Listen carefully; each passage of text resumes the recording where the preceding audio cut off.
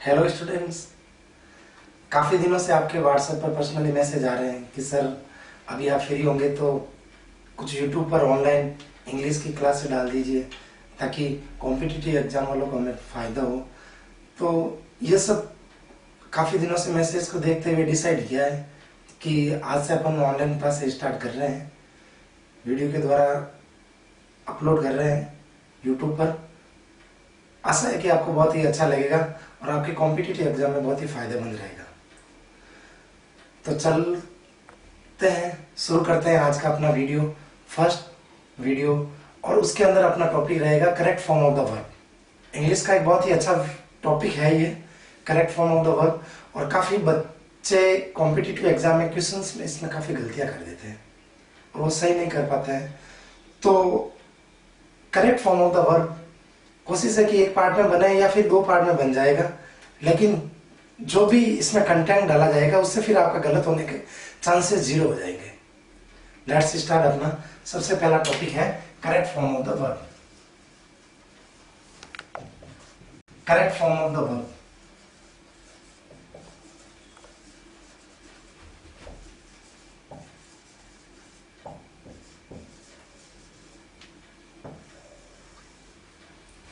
ये अपना टॉपिक है। इसके अंदर क्या होता है कि एक पूरा सेंटेंस दिया हुआ रहता है और ब्रैकेट के अंदर एक वर्ब दी हुई रहती है और जिसको अपने के अंदर ब्लैंक्स के अंदर सही suitable verb according to tense भरनी होती है। तो उसमें कुछ कंसेप्ट्स होते हैं, उनको ध्यान में रखते हुए अपन चल रहे हैं कि ये कंसेप्ट होने पर पता चल जाएगा आपको कि ये टेंस है। तो सबसे पहले प्रेजेंट सिंपल टेंस में कौन से कंसेप्ट है जिससे कि पता चलेगा कि वो टेंस आ रहा है इंग्लिश में। प्रेजेंट सिंपल टेंस, इसको प्रेजेंट इंडेफिनाइट टेंस भी कहते हैं।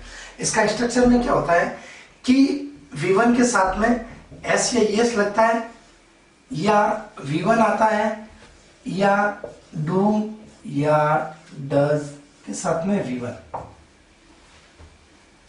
अब देखो एस या एस लगता है for singular subject. S S mean singular subject. Singular subject में वर्ब की फर्स्ट फॉर्म के साथ एस या एस लगता है प्रेजेंट सिंपल टेंस में। जब प्लूरल सब्जेक्ट रहेगा तब V1 का प्रयोग होगा। ये कब होगा? जब प्रेजेंट सिंपल टेंस का सेंटेंस है और वो यदि असर्टिव है, तब प्रेजेंट सिंपल टेंस के अंदर सिंगुलर सब्जेक्ट या प्लूरल सब्जेक्ट होने पर V1 के साथ एस या एस या V1 लगेगा। और डू या डज कब लगेगा? जब कोई सेंटेंस इंटरोगेटिव हो या जब कोई सेंटेंस नेगेटिव हो, तब डू या डज के साथ V1 लगाया जाता है। देखो असर्टिव सेंटेंस होने पर सिंगुलर सब्जेक्ट है तो V1 के साथ एस या एस, प्लूरल सब्जेक्ट है तो V1 का यूज। इंटरोगेटिव या सेंटेंस नेगेटिव हो तब डू या डज लगता है और V1 लगता है। डू लगता है प्लूरल सब्जेक्ट के लिए, सिंगुलर सब्जेक्ट के लिए डज। ओके, V1 एस या एस सिंगुलर सब्जेक्ट के लिए, V1 प्लूरल सब्जेक्ट के लिए। असर्टिव सेंटेंस में इंटरोगेटिव और नेगेटिव सेंटेंस हो तो do for plural subject, does for singular subject, V1 साथ में लगता है। ये तो इसका स्ट्रक्चर, ये नहीं आपको ब्रैकेट के अंदर जो वर्ब दी होती है उसमें क्या फील करना है जब प्रेजेंट सिंपल टेंस का। अब इसके कौन से एस्पेक्ट्स है जिससे पता चलेगा कि सेंटेंस प्रेजेंट सिंपल टेंस का है। तो देखो, यदि कुछ ऐसे एडवर्बियल्स है उससे तो पता चलता ही है कि ये प्रेजेंट सिंपल टेंस का सेंटेंस है। Always, often, usually, seldom, never,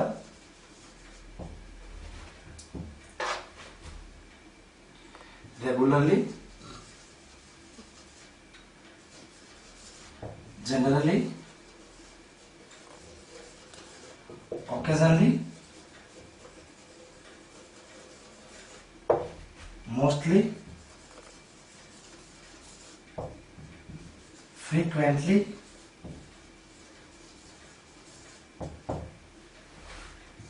daily, habitually,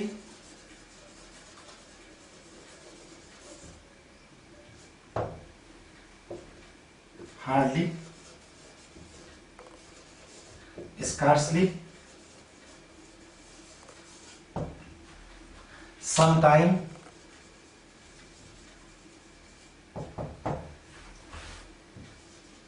every के साथ में टाइम, एवरी के साथ में टाइम यानी बोले तो every day, every month, every year, every week, time को डिनोट करने वाला पर प्रत्येक वर्ड इसमें आ सकता है, एवरी प्लस टाइम।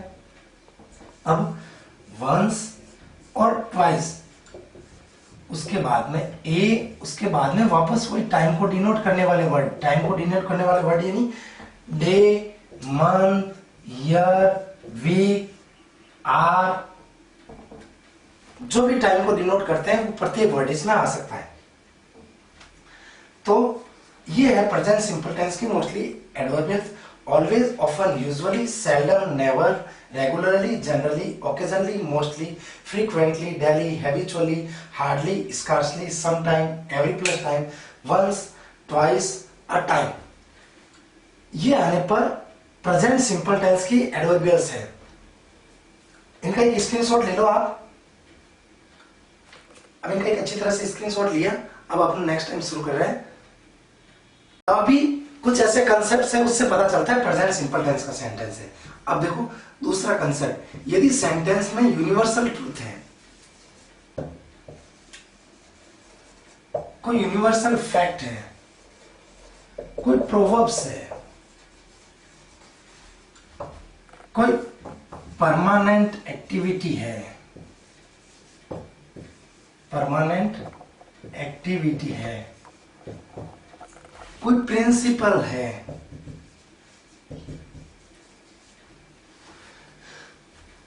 तब हमेशा प्रेजेंट सिंपल टेंस का यूज किया जाता है। देखो यूनिवर्सल ट्रूथ आ गया, विजडम, आपके ऐसा लिखा हुआ आएगा, ये लिख दिया पे, ये यूनिवर्सल ट्रूथ है कि wisdom pays, present simple tense. जैसे लिख दिया water boils at 100 degree centigrade, present simple tense है। प्रोवर्ब्स आ गई, कहावतें आने पर भी प्रेजेंट सिंपल टेंस का होता है। परमानेंट एक्टिविटी आ गई, प्रेजेंट सिंपल टेंस आ गया। जैसे द अर्थ revolves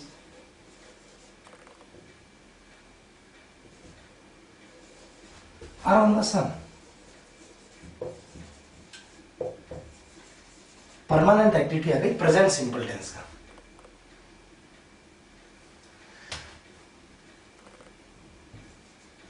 अगला कंसेप्ट यह है कि जब हैबिचुअल एक्शन को शो करवाना हो,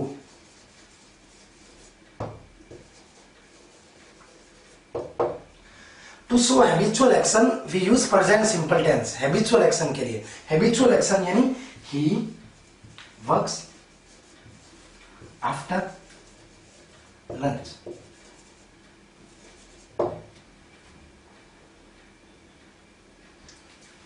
जैसे ही गेट्स अप एट 7 AM। ये इसका एक हैबिचुअल है, आदत बन गई है उसकी कि वो हमेशा 7 बजे उठता है। Present simple tense, habitual action के लिए प्रेजेंट सिंपल टेंस। अगला है कि the verb of, the word of है एनी राइटर, कोटेशन कोई हो गया, कोई कमेंट्री हो गई, किसी भी खेल के अंदर यूज होने वाली कमेंट्री में भी प्रेजेंट सिंपल टेंस यूज किया जाता है। अब जैसे लिख दिया राइटर का, kid says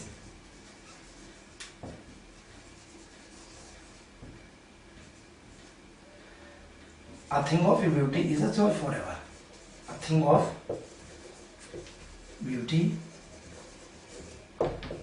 is a joy forever, is a joy forever, present simple tense का यूज किया जाएगा। कोटेशन यही कोटेशन ही समझो। कमेंट्री बोले तो Kohli throws the ball, Dhoni catches it, etc word आ गए। तो जैसे बोले तो Kohli catches the ball, throws it, Kohli ने बॉल पकड़ी और उसको फेंकी। लेकिन कमेंट्री हमेशा प्रेजेंट सिंपल टेंस में यूज किया जाएगा, समझे आप? The word of any writer, quotation, commentary, Keats says the thing of beauty is a joy forever. Kohli ने बॉल पकड़ी, उसको फेंकी। कमेंट्री हमेशा प्रेजेंट सिंपल टेंस में शो होती है। Is it clear? अब देखो नेक्स्ट, अगला कंसेप्ट प्रेजेंट सिंपल टेंस का, टू शो पोजेशन। जब पोजेशन को शो किया जाता है हमेशा ही प्रेजेंट सिंपल टेंस का यूज किया जाता है। जैसे आई हैव टू कार्स, बता रहा है कि मेरे पास 2 कार है। She has 2 brothers, 3 brothers.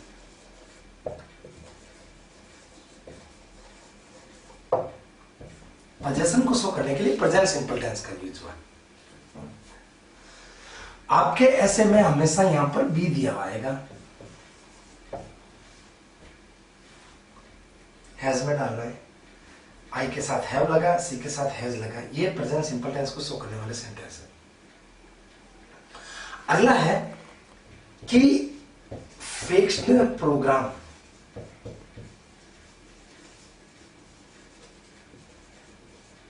या फिक्स्ड टाइम टेबल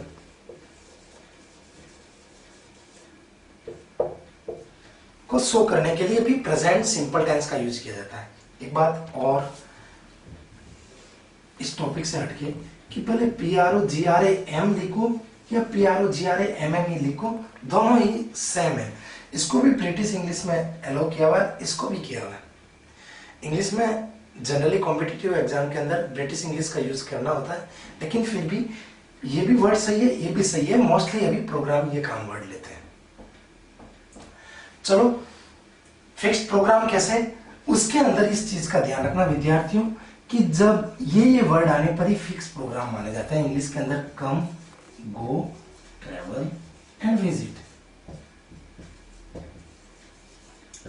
ये जब वर्ब आ जाती है ब्रैकेट के अंदर, और जब कोई भी इंपॉर्टेंट पोस्ट हो और उसमें कम, गो, ट्रेवल और विजिट वर्ब आने पर प्रेजेंट सिंपल टेंस का यूज किया जाता है। जैसे द प्रेसिडेंट,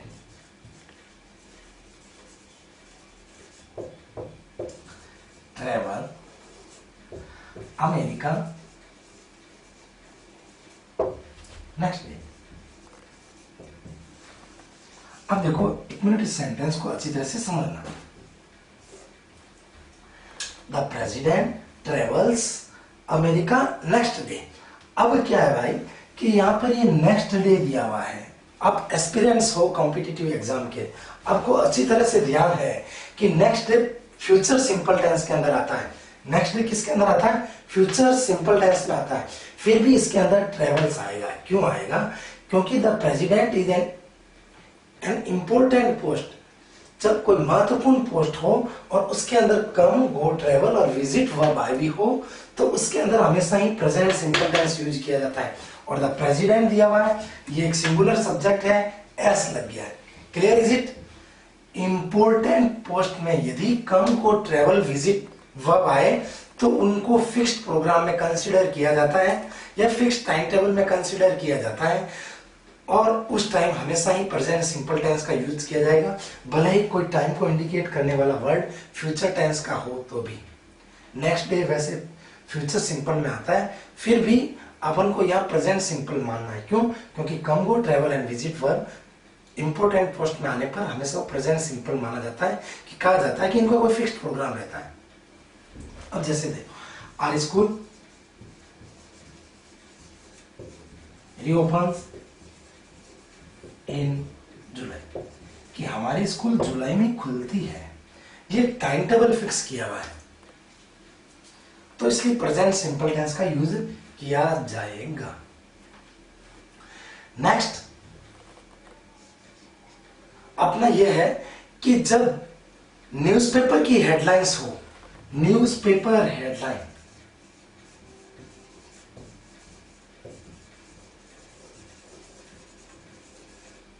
न्यूज़पेपर की हेडलाइन हमेशा प्रेजेंट सिंपल टेंस में ही यूज की जाती है। जैसे आ गया उल्फा किल्ड,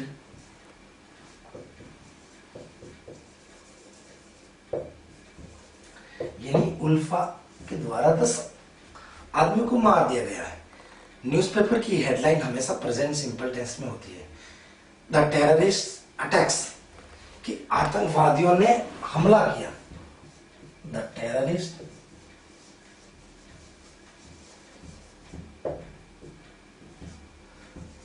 अटैक्स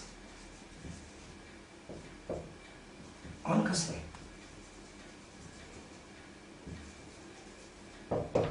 कि आतंकवादियों ने कश्मीर पर हमला किया था। ये वर्ड देखो, the terrorist attacks, the terrorist attack on Kashmir. इसका मतलब यह है कि आतंकवादी ने कश्मीर पर हमला किया, लेकिन ये एक न्यूज़पेपर की हेडलाइन थी, तो ये प्रेजेंट सिंपल टेंस को शो करती है। Is it clear? Next concept देखो कि यदि सेंटेंस में एक तरफ फ्यूचर परफेक्ट टेंस दिया हुआ है और सेंटेंस यदि व्हेन से या बिफोर से जुड़ा हुआ है, तो व्हेन या बिफोर वाले क्लॉज के अंदर प्रेजेंट सिंपल टेंस का यूज किया जाएगा। कब? देखो, जब यदि व्हेन और बिफोर वाला क्लॉज में प्रेजेंट सिंपल होगा तो एक तरफ फ्यूचर परफेक्ट होगा। जैसे the crops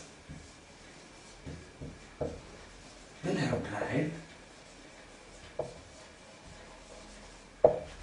before it rains.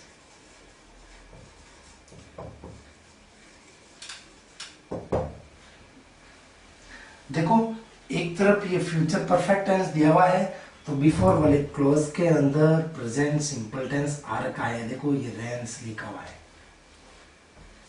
आइए समझ में कि कब जब व्हेन या बिफोर से प्रेजेंट सिंपल टेंस जुड़ा हुआ है, तो अगले क्लोज के अंदर फ्यूचर परफेक्ट टेंस आएगा। जैसे देखो, we shall have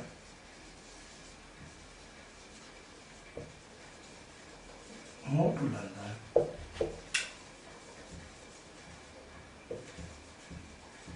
when she arrives here। ये सेंटेंस क्या कह रहा है कि हम लंदन चले जाएंगे जब वो यहां आ जाए। यानी व्हेन से या बिफोर से प्रेजेंट सिंपल टेंस का क्लोज जुड़ेगा, तो एक तरफ वाला क्लोज में फ्यूचर परफेक्ट टेंस आएगा। देखो, we shall have moved to London when she arrives। Is it clear? अच्छी तरह से समझ लो कि when या before से यदि प्रेजेंट सिंपल टेंस जुड़ा हुआ है, तो एक तरफ वाला सेंटेंस में फ्यूचर परफेक्ट आएगा। जैसे फ्यूचर परफेक्ट एक तरफ दिया हुआ है, when बिफोर जुड़ा हुआ है, तो एक तरफ प्रेजेंट सिंपल टेंस लगाना है। Is it clear? इसी का देखो एक पैरेलल कांसेप्ट और है, वो ये कहता है कि जब ये देखो कंडीशनल सेंटेंस जैसा ही है, और इसमें भी यही आता है कि यदि प्रिंसिपल क्लॉज के अंदर, जिसको मेन क्लॉज भी कहा जाता है प्रेजेंट टेंस इंग्लिश के अंदर, यदि प्रिंसिपल क्लॉज फ्यूचर सिंपल का होगा, जब उसका सबऑर्डिनेट क्लॉज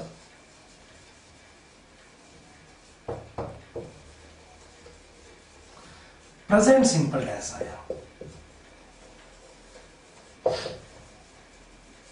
अब आप कह दोगे कि सर इसमें प्रेजेंट सिंपल इसमें भी था, तो यहां पर फ्यूचर परफेक्ट किया, तो यहां पर फ्यूचर सिंपल क्यों करेंगे? अब अंतर देखो, समझो। If she ask for help, listen help,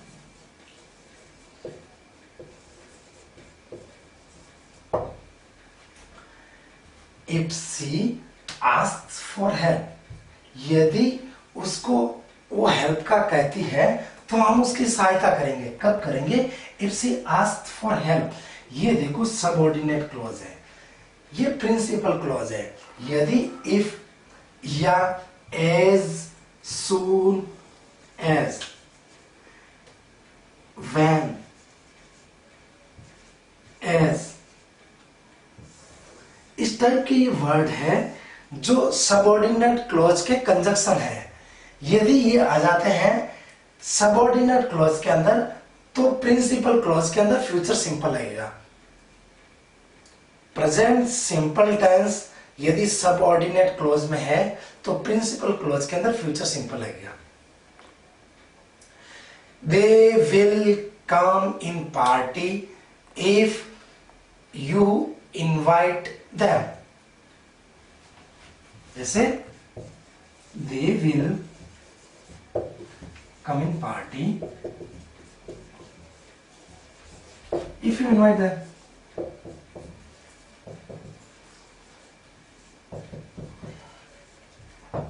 यदि आप उनको बुलाते हो पार्टी में तो वो आएंगे।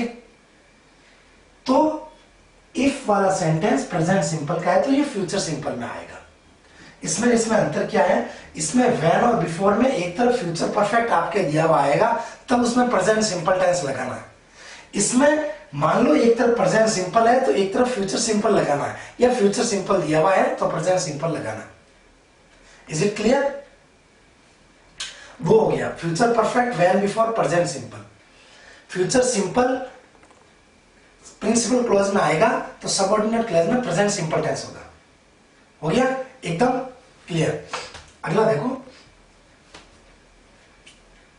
अब नेक्स्ट कंसेप्ट ये कहता है, अच्छी तरह से समझ लेना dear student.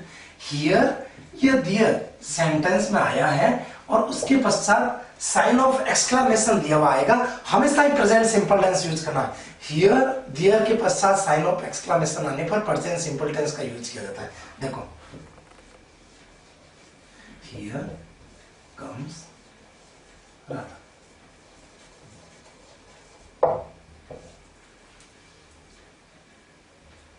Clear? Here there के पश्चात साइन ऑफ एक्सक्लेमेशन होने पर प्रेजेंट सिंपल टेंस ही यूज किया जाएगा। अगला कंसेप्ट ये कहता है कि यदि ड्रामेटिक नैरेटिव की बात हो रही है तब भी प्रेजेंट सिंपल टेंस का यूज किया जाता है। ड्रामेटिक नैरेटिव बताना हो सेंटेंस में, to show dramatic narrative we use present simple. जैसे कि कोई भी पिछली बात है उसको हमें दोहराना हो या कोई नाटक के रूप में हमें कुछ चीजें बतानी है तो ऐसा प्रयोग किया जाता है। जैसे अकबर अटैक्स ऑन प्रताप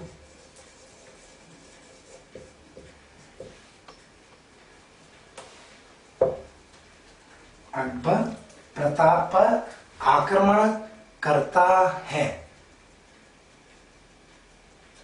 अब इस सेंटेंस में अगला देखो, एक ऐसा कैसा यदि ऐसा जाए सेंटेंस, अकबर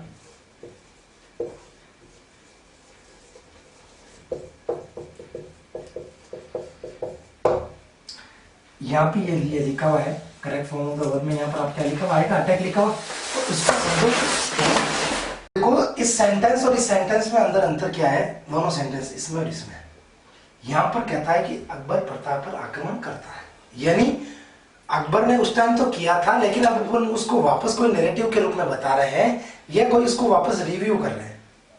और ये सेंटेंस ये कह रहा है कि अकबर प्रताप पर 1576 में आक्रमण किया, तो यहां पर अटैक्ड होगा। अंतर समझ में आया? क्या है? ये टाइम को डिनोट कर दिया है इसलिए पास्ट सिंपल टेंस हो गया है। इसमें टाइम को डिनोट हो रखा है, इसके अंदर कोई टाइम डिनोट नहीं है, ये कोई पिछली बात है उसको अपन वापस रिव्यू कर रहे हैं, इसलिए प्रेजेंट सिंपल टेंस होगा। Is it clear? अब देखो अगला सेंटेंस ही अब क्या है? ये तो थे प्रेजेंट सिंपल टेंस के कंसेप्ट्स की, इससे पता चलता है कि प्रेजेंट सिंपल टेंस इन सेंटेंसों में लगता है। अब कुछ ऐसे नॉर्मल रूल्स है, उनको भी साथ साथ में समझ लीजिए कि देखो, जैसे यदि इंपेरेटिव सेंटेंस है, ये जो सेंटेंस डोंट से स्टार्ट होता है, अब देखो इंपेरेटिव सेंटेंस हो या जो सेंटेंस डोंट से स्टार्ट हो, उसके पश्चात हमेशा V1 का यूज किया जाएगा विद्यार्थियों। जैसे देखो इंपेरेटिव सेंटेंस कौन सा होता है, जो V1 से स्टार्ट होता है, जैसे डू इट, V1 है, ये हेल्पिंग वर्ब नहीं है, ये क्या है, V1 है। जैसे tell me truth,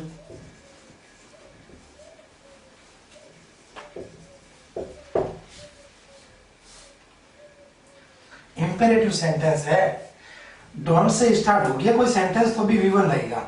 don't ask me सच, ये डोंट से स्टार्ट है, V1 लगेगा। तो जब कोई इंपेरेटिव सेंटेंस है V1 होगा, कोई डोंट से सेंटेंस स्टार्ट है V1 होगा। और यदि किसी सेंटेंस में, अगला कंसेप्ट समझ लेना विद्यार्थियों, बहुत भी अच्छा है वो भी कंसेप्ट, कि यदि किसी सेंटेंस में इनिशियल स्टेज पर ही ब्लैंक्स है और उसके पश्चात कोई भी हेल्पिंग वर्ब नहीं आई हुई है सेंटेंस में, तो उसमें भी V1 आएगा। वो सेंटेंस हमेशा इंपेरेटिव ही होता है, इंपेरेटिव सेंटेंस ही है। जैसे लिसन,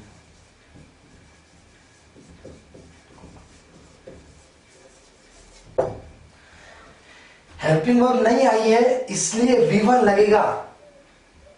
हेल्पिंग वर्ब नहीं आई हुई है इस सेंटेंस में, देखो इनिशियल स्टेज पर ब्लैंक्स दी हुई है सेंटेंस के अंदर, देखो ये हेल्पिंग वर्ब कोई भी नहीं है इसलिए V1 लगेगा। लेकिन यदि हेल्पिंग वर्ब आ जाएगी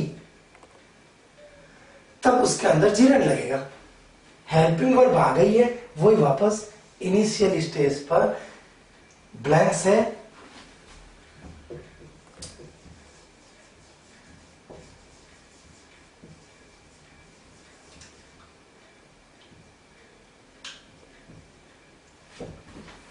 प्लेइंग यहां पर दे दिया आपके लिखा हुआ प्ले। अब देखो यहां पर ये हेल्पिंग वर्ब है, इनिशियल स्टेज पर ब्लैंक्स है, उसके बाद में यदि हेल्पिंग वर्ब दी हुई है तो यहां पर लगेगा प्लेइंग।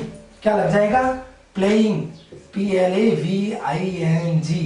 यहां पर देखो कब, समझ लो अच्छी तरह से वापस, कि जब इनिशियल स्टेज पर ब्लैंक्स दिया हुआ है, उसके पश्चात हेल्पिंग वर्ब आई हुई है कोई भी, तब उसके अंदर जिरन का प्रयोग होगा। Playing is good for health. लेकिन यदि इनिशियल स्टेज पर हेल्पिंग वर्ब, इनिशियल स्टेज के बाद में हेल्पिंग वर्ब नहीं दी हुई आएगी, V1 लगेगा। देखो लिसन में प्रॉपरली, ठीक है। तो इनिशियल स्टेज के बाद में हेल्पिंग वर्ब नहीं है तो V1 लगाओगे, इनिशियल स्टेज में हेल्प के जस्ट बाद में हेल्पिंग वर्ब दी हुई है, देखो ये, तब उसके अंदर जिरन का प्रयोग होगा। इज इट क्लियर, अच्छी तरह से एकदम सही, कि क्या जिरन कब लगेगा, जब उसके पश्चात हेल्पिंग वर्ब दी हुई हो। यदि इनिशियल स्टेज में ब्लैंक्स है और उसके पश्चात हेल्पिंग वर्ब नहीं है तो V1 नहीं लगेगा। अगला नियम देखो, अब देखो अगला कंसेप्ट क्या कहता है कि यदि सेंटेंस में हैड बेटर आया हुआ है, वुड रैदर आया हुआ है, या सेंटेंस में लेट से स्टार्ट है, तो उस सेंटेंस में हमेशा ही V1 का यूज करना होगा।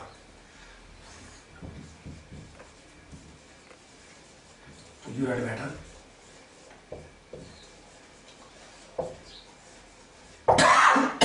सॉरी, हैड बेटर आएगा V1 लगेगा, वुड रादर आएगा V1 लगेगा, लेट से हो तो भी यही चीज है, लेट हिम गो, V1 लग गया। Clear, had better, would rather, let आएगा V1 लगेगा। एक और नियम है, अच्छी तरह से समझ लो विद्यार्थियों, कि यदि सेंटेंस में ब्लैंक से जस्ट पहले कोई भी प्रेपोजिशन हो, प्रेपोजिशन, ये प्रीपोजिशन नहीं बोला जाता है, प्रेपोजिशन बोला जाता है, कोई प्रेपोजिशन हो लेकिन वो एक्सेप्ट टू के अलावा कोई भी प्रेपोजिशन हो, ब्लैंक से तुरंत पहले कोई भी प्रेपोजिशन आई हुई है और आपको ब्लैंक्स के अंदर correct form of the verb लगाना है, तब उसके अंदर हमेशा ही जीरेंड का प्रयोग किया जाएगा। कुछ ऐसे भी नियम है जिसमें टू के साथ भी V1 प्लस आईएनजी लगता है। I am used to playing cricket, ये एकदम सही सेंटेंस है। जब वर्तमान काल की आदत को शो करना होता है, is are am used to के साथ में V1 आईएनजी लगता है। तो टू के साथ में V1 प्लस आईएनजी कब लगता है? जब वर्तमान काल की किसी की आदत को शो करना है कि अभी भी मैं सुबह 8 बजे उठा करता हूं। इसमें I am used to getting up 8 AM, ना कि used to get up. Present tense की हैबिट को शो करने के लिए is are am used to plus V1 ING लगता है। तो ये एक एक्सेप्शन है, वो अपन प्रेपोजिशन वाले टॉपिक में बताएंगे। लेकिन अभी correct form of the verb चल रहा है, इसलिए correct form of the verb को समझ लो कि प्रेपोजिशन के बाद में जीरेंड आया, प्रेपोजिशन के आया हुआ है टू के अलावा, तो उसमें जीरेंड लगेगा। जैसे देखो, ही इज फॉन्ड ऑफ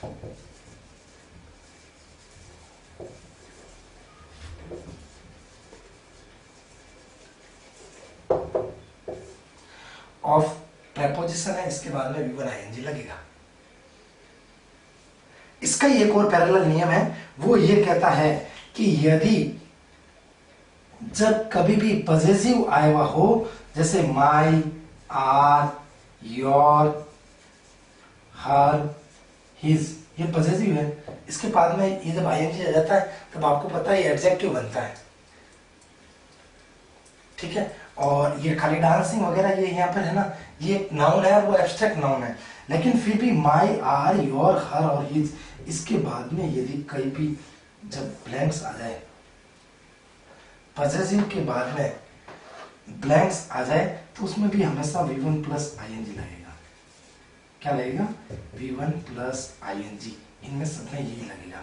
कैसे देखो, do you mind my sitting here?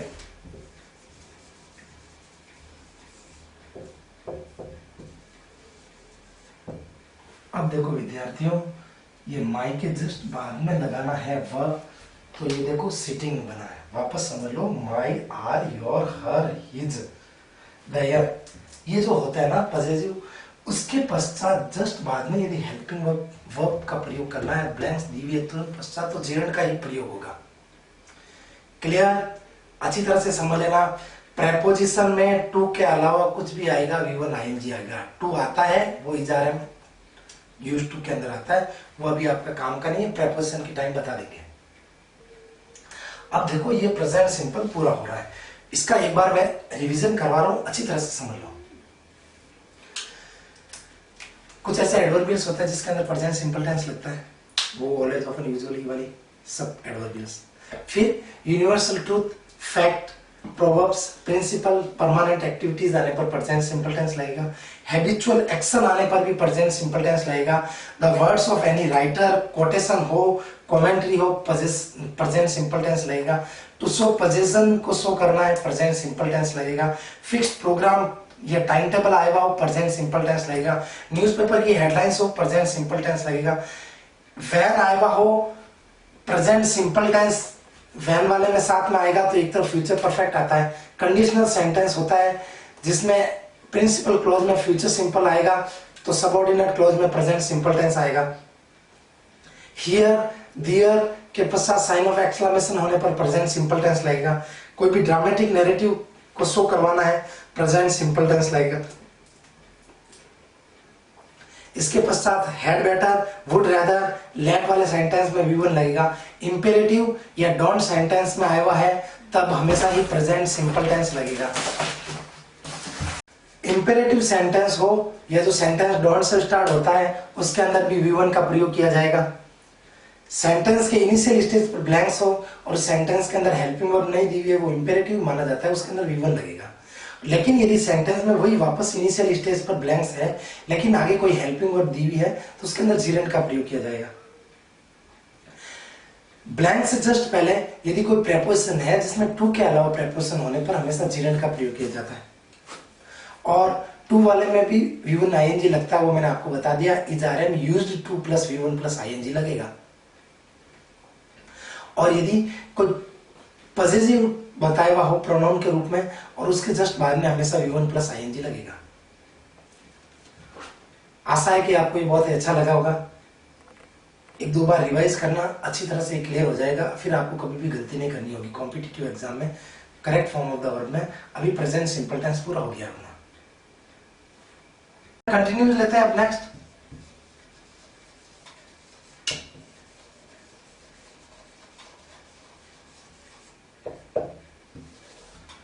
Present continuous में हेल्पिंग वर्ब क्या होती है? ये जा रहा है, V1 के साथ में क्या लगता है? ING। सिंगुलर सब्जेक्ट के लिए इज, प्लूरल सब्जेक्ट के लिए आर, आई के साथ में एम। हेल्पिंग वर्ब V1 के साथ में ING। प्रेजेंट कंटिन्यूस का एडवर्बियल्स क्या है?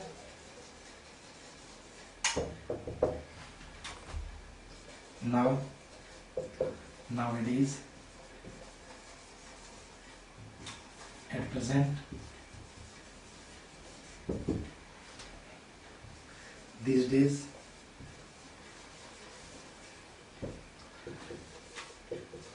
at the या this time, at this moment,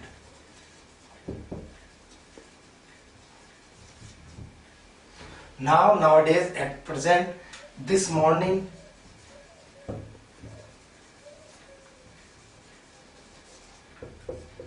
this evening। Present continuous tense में आता है। कौन से आते हैं एडवर्बियल्स में? Now, nowadays, at present, these days, at the time भी हो सकता है, एट दिस टाइम भी हो सकता है। एक बार एग्जाम में एट द टाइम आ रखा है, at this moment, this morning, this evening. Present continuous tense के अंदर एडवर्बियल्स है। अगला इसका है कंसेप्ट, बहुत ही अच्छा है, उस चीज को ध्यान रखना। यदि लुक के बाद में कोमा आ जाए सेंटेंस के इनिशियल स्टेज पर ही, लुक के सेंटेंस में इनिशियल स्टेज में लुक आया हुआ है, उसमें प्रेजेंट कंटिन्यूस टेंस लगेगा। जैसे look, a boy is climbing on the tree. Look comma I भी है इनिशियल स्टेज में, तो हमेशा प्रेजेंट कंटिन्यूस टेंस ही लगेगा सेंटेंस के अंदर। अगला कंसेप्ट कि an action that is not like bye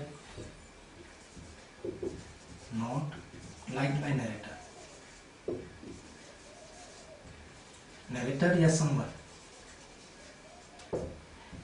ऐसा कोई काम जो वक्ता को या किसी को पसंद नहीं हो, ऐसा जब काम किया जाता है तो प्रेजेंट कंटिन्यूस टेंस किया जाता है। जैसे he is always putting my books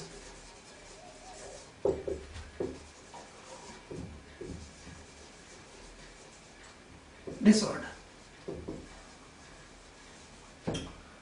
ये एक ऐसा काम हो गया है, ऑलवेज आया हुआ है इसके अंदर, प्रेजेंट सिंपल टेंस का है, लेकिन फिर भी इसके अंदर कंटिन्यूस टेंस आएगा। इसका क्या कारण है कि वो हमेशा मेरी बुक्स है वो डिसऑर्डर कर देता है, लेकिन ये काम मुझे पसंद नहीं है। तो ऐसा कोई भी एक्शन जो नरेटर को या समवन को किसी को पसंद नहीं हो, ऐसा जब कोई काम किया जाता है तो प्रेजेंट कंटिन्यूस टेंस ही प्रयोग करना है, ना कि प्रेजेंट सिंपल। उसमें ऑलवेज, डेली कुछ भी आ सकता है। जैसे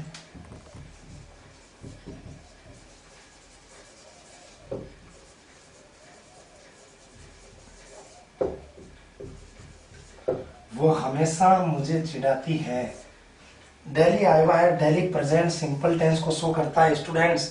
फिर भी ये डेली लिखा हुआ है यहाँ पर, ये प्रेजेंट सिंपल टेंस को शो करता है। डेली प्रेजेंट सिंपल टेंस को शो करता है, फिर भी इसके अंदर कंटिन्यूस लगा, क्योंकि एक ऐसी आदत है जो मुझे पसंद नहीं है। डेली मुझे टीज करती है, मुझे पसंद नहीं है, इसलिए प्रेजेंट कंटिन्यूस टेंस का ही यूज करना है जब कोई ऐसा एक्शन जो नरेटर को या किसी को पसंद नहीं हो, तो प्रेजेंट कंटिन्यूस टेंस का ही प्रयोग करना है। अब देखो अगला कंसेप्ट, अब एक और कंसेप्ट है इसका, टू एक्सप्रेस इंटेंशन और लाइक्लीहुड।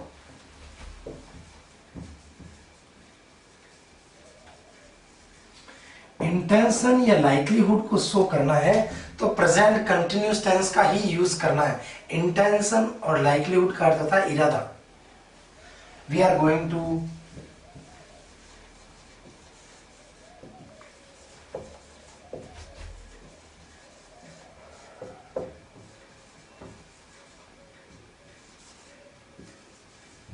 हम एक बहुत बड़ी डील करने जा रहे हैं, ये हमारा इरादा शो करता है। जब इरादा शो करता है तो प्रेजेंट कंटिन्यूस टेंस का यूज करना होता है, जिसको कि अपन ये भी कह सकते हैं कि इमीडिएट फ्यूचर को शो करना है। इमीडिएट फ्यूचर को शो करने के लिए भी प्रेजेंट कंटिन्यूस टेंस लगता है। तो इंटेंशन और लाइक्लीहुड हमेशा इमीडिएट फ्यूचर को ही शो करता है। जैसे I am going outside tonight,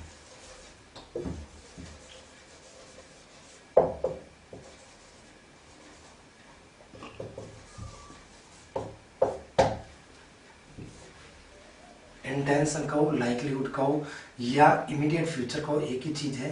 ये शो करने के लिए हमेशा प्रेजेंट कंटिन्यूस टेंस का यूज किया जाता है। तो प्रेजेंट कंटिन्यूस का वापस रिवाइज करें, देखो कि एडवर्बियल्स होती है now, now it is, at present, this morning, this evening, these days, at this time या the time, at this moment. अगला क्या होता है कि ऐसा कोई एक्शन जो कि नैरेटर को पसंद नहीं है, उसके लिए भी प्रेजेंट कंटिन्यूस टेंस का काम में लिया जाता है। और लुक आया हुआ है, उसके बाद में कॉमा है, प्रेजेंट कंटिन्यूस टेंस काम में लिया जाता है। एक्सप्रेस इंटेंशन, लाइक्लीहुड, जिसको कि इमीडिएट फ्यूचर कहते हैं, वो शो करने के लिए भी प्रेजेंट कंटिन्यूस टेंस काम में लिया जाता है। एक और इसका रूल्स है, नॉर्मली होता है लेकिन वो फर्स्ट ग्रेड से ऊपर के कंपटीशन एग्जाम के अंदर आता है। जब कोई भी कंटिन्यूड, डिक्रीज या इंक्रीज जब किसी भी चीज का होता है तब भी प्रेजेंट कंटिन्यूस टेंस का यूज किया जाता है। जब किसी चीज का कंटिन्यू डिक्रीज या डिक्रीज हो रहा है, जैसे हिज हेल्थ इज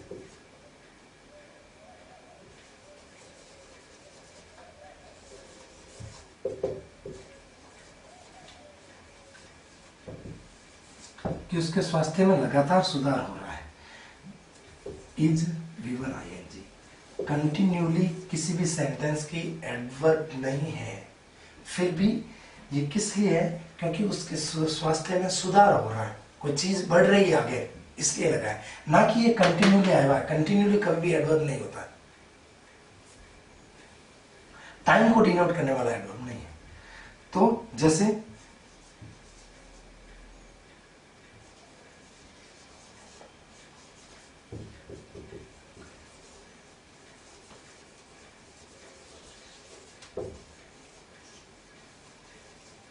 उसके स्वास्थ्य में धीरे धीरे कमी हो रही है, ग्रेजुअली आया हुआ है, एडवर्ब है लेकिन एडवर्ब ऑफ टाइम नहीं है। तो ऐसी चीज, जो कोई भी चीज इंक्रीज हो रही है या डिक्रीज हो रही है कंटिन्यूसली, उसके अंदर भी प्रेजेंट कंटिन्यूस टेंस काम आ जाएगा। तो present simple, present continuous complete हो गया। अब देखो प्रेजेंट परफेक्ट टेंस ले लेते हैं।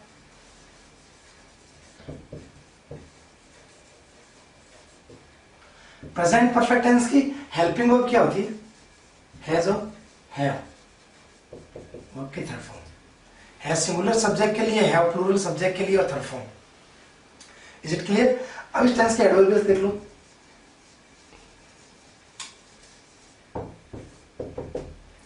इस टेंस की एडवर्बियल्स क्या होती है? Just, just now, by now, yet, recently, ever, several times,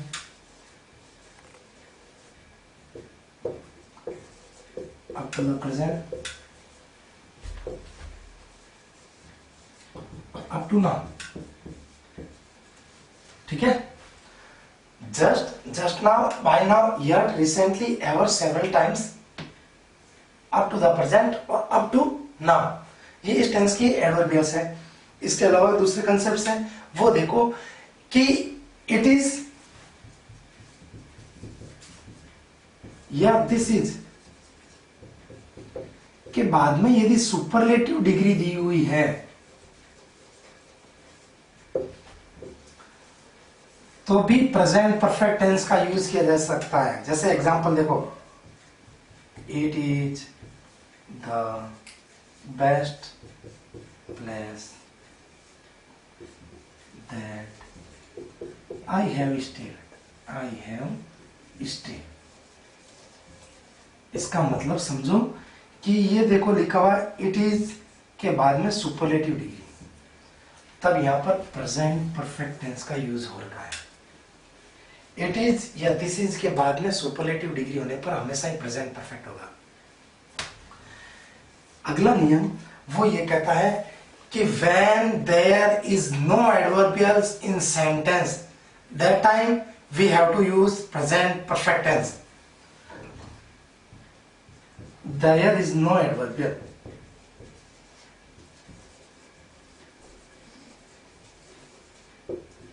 In sentence. जब किस सेंटेंस में कोई भी एडवर्बियल्स नहीं है उस समय हमेशा प्रेजेंट परफेक्ट टेंस का यूज करो। जैसे आ गया I have washed my cloth.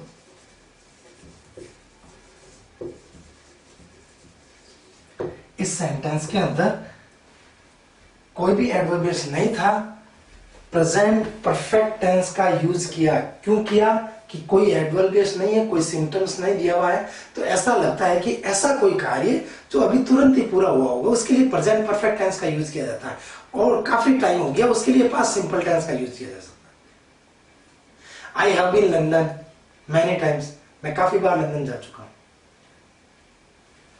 जैसे I have been London many time.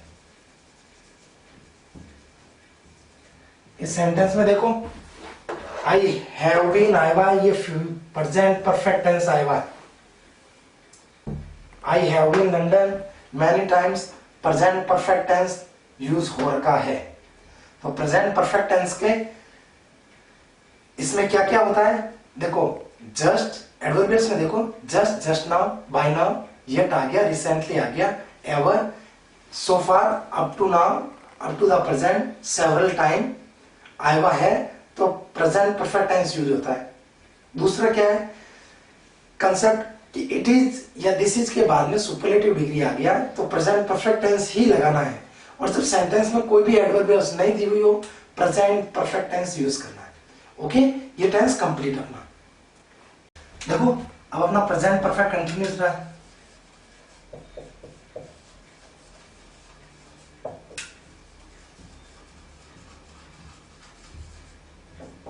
Present perfect continuous tense, इसके अंदर हेल्पिंग वर्ब क्या होती है? Has been, have been, V1 के साथ में ING। इस सेंटेंस के कंसेप्ट में एडवर्बियल्स में बहुत ही सरल है। सिंस या फॉर के साथ में टाइम को डिनोट करने वाला वर्ड होता है अधिकतम केस के अंदर, जबकि सिंस के साथ में कई बार सेंटेंस भी होते हैं। लेकिन आप ये समझो सिंस या फॉर लाइन ये आता है all the day, all the night, all the day, all the night present perfect continuous tense के अंदर आते हैं। सिंस या फॉर के साथ में टाइम, ये all the day, all the night. Since लगता है पॉइंट ऑफ टाइम के लिए, पीरियड ऑफ टाइम के लिए फॉर का यूज होता है। प्रेपोजिशन के टॉपिक के अंदर इसको सिंस और फॉर को डिटेल से समझा दिया जाएगा। एग्जांपल्स देख लो, ही हैज बीन वर्किंग,